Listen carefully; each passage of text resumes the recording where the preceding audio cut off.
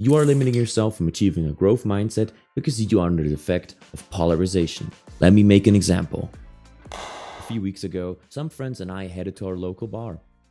Already a bit tipsy, we sat down and talked to some students our age who seemed friendly and welcoming. We started talking about politics only a few minutes later, which is never really a good start. My friend and a stranger started getting into a heated argument. And we don't really need to get into the details, but both sides stood their ground and it really seemed like none of them would back down from their viewpoints. It was like an invisible wall suddenly erected between both parties, and that previous spark of a new connection immediately dimmed. It was sort of unfortunate because I liked talking to others before. And this is exactly the key point of social polarization, that in a society more divided than ever, we come across this problem almost weekly, whether it be in similar situations like this one on social media or in the news. Did you say want to? So why is it that in politics, our social life, we prefer to keep quiet rather than sharing our own opinions with an old-fashioned and honest conversation? Simple talk, agree to disagree, and maybe learn a thing or two from the other. I mean, you see the same in social circles. Although it's indeed more pleasant to deal with people who see things similar to you, it's also odd that instead of feeling comfortable with differing opinions, we avoid that personal altogether. But part of a growth mindset is open-mindedness, the willingness to search actively for evidence against one's favorite beliefs, plans, or goals, and to weigh such evidence fairly when it's available. So what's up, my dear viewer? In this video, I want to show you how to fix your open-mindedness despite polarization by using the things that I've learned in the latest TEDxInnsbruck event that I attended in Hallstatt. Because believe not only me, but also the news that everything that's happening around you. Social polarization has horrible effects on us, and it's in our hands to stop it. So listen on if you want to learn why and how. If you want to fight social polarization, it's also about spreading a message by going out of your way to never lose your cool. Part of understanding social polarization is also knowing when you aren't in a state of social polarization. Some of them consist of key rules that stem from debating as well. Don't get emotional, don't assume malice and negative intent from the other side, and don't become personal. The moment you throw insults in someone's way or when you interrupt them, you lose. So more on that later. So if you really want to stay objective, don't retort using absolutes like, but they always...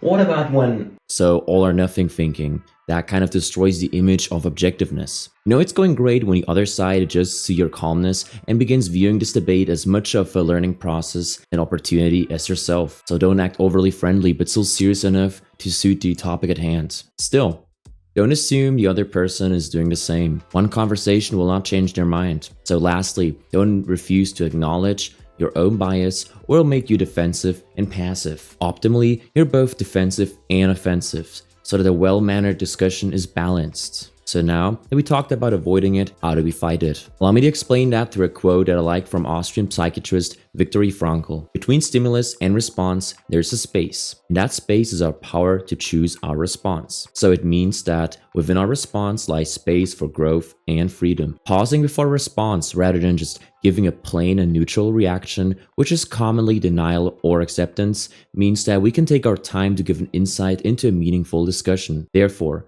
agree or disagree with famous Republican debater Charlie Kirk, there's one thing he says that I can easily agree to. But rather than looking to influence the opinion of your friends and those who are around you, so less about being right, I firmly believe that it's about looking for more active confrontations and sharing beliefs. Encourage debates so that you're openly looking to be proven wrong. If you try to emotionally convince the other person that your opinion is valid and theirs isn't, you are not open-minded. There shouldn't be, or at least then we're back at square one. Unless you're actually in a debate tournament, you should never really expect to come out victorious after one discussion.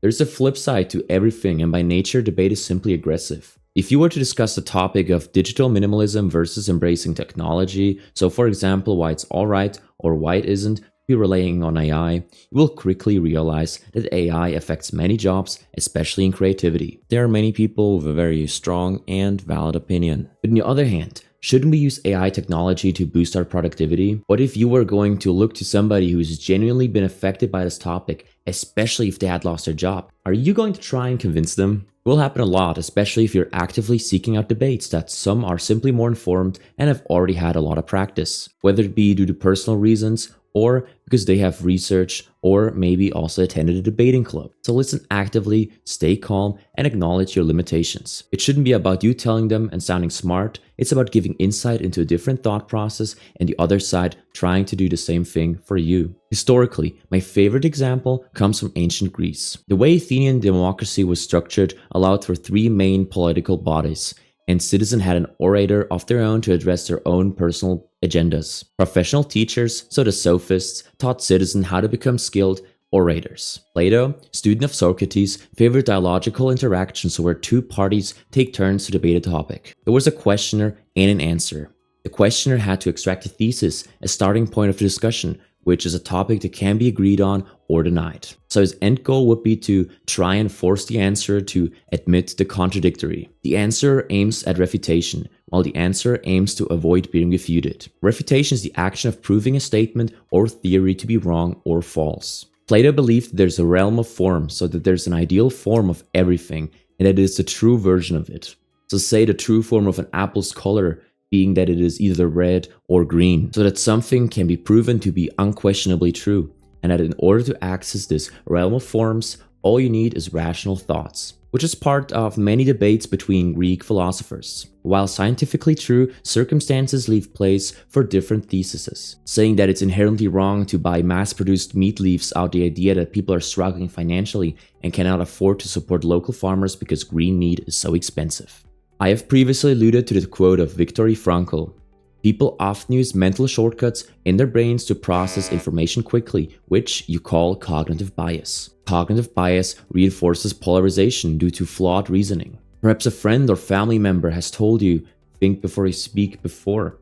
That is exactly what it is. Confirmation bias is the tendency to seek out, interpret, and remember information that confirms your own existing beliefs while ignoring evidence that challenges them. I mean, have you ever had that one thing you were convinced that had to be right because somebody else told you it was? Have you ever invested the right amount of research to confirm whether that was true or not? So can you mitigate confirmation bias by seeking out information that contradicts your current views? So look for information or discussion that could prove you wrong. People often overestimate their competence when their knowledge is limited, while those who are more experienced may underestimate their skills, which leads to what you call the Dunning-Kruger effect. However, just because you cannot argue any further due to a limited pool of information does not imply that you must automatically agree to someone's opinion and vice versa. Plato's on Socrates' account cited, "I know that I know nothing." It embodies this intellectual humility, the idea that one's knowledge is limited. Listen without judgment and perhaps learn something from the other side. Learn over trying to win, so that a conversation becomes less about ego and more about personal growth. It's also a lot more comfortable to sit back and listen. So I'm not trying to tell you how to debate, but instead tell you how to receive and process this information. I want to advocate that all of this is an opportunity to foster your open-mindedness. But not everybody's gonna take it as well as you are. How to diffuse a heated discussion. In a way, this is a reflection of my personal experience from the intro. Both sides did not handle the situation well, and it was way more emotional than it should have been. Gauge whether furthering the discussion, especially when both parties feel strong about the topic. Avoid the discussion being about your side's agenda only, especially if you want to abolish the factor of polarization and find a middle ground for both sides. Soften your approach by saying things such as, I believe you may have been overlooking something. Well, then have you ever considered this? and if it comes down to it, take a breather. No one is forced to be there, and if you cannot find a common ground, it's also important to be humble and just let the other side have it. Lower your voice and calm down. You aren't competing with your friends or yourself or others, so know when to walk away. But never end on just a mere, "it was nice talking to you." Instead, give them a thought-provoking statement. If this discussion was as important to you as it was, then why not share that? If you're on a quest to fight the impact of polarization, why not mention that in the first place? You weren't discussing to win, you wanted to learn. If we both try to understand each other's perspectives instead of just defending our own, we can bridge the gap that divides so many conversations today. With all that in mind, limiting ourselves to only defending our viewpoint and determining others is what creates polarization, this rising problem. So in order to undermine social polarization, the small yet powerful lesson of this video is to quit avoiding any and all confrontations and start using the lessons of this video or maybe your own twists to seek out to be proven wrong.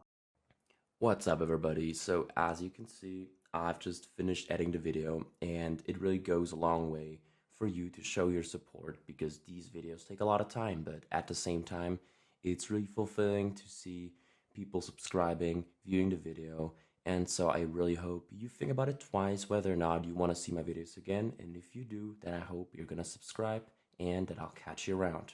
Have a good day.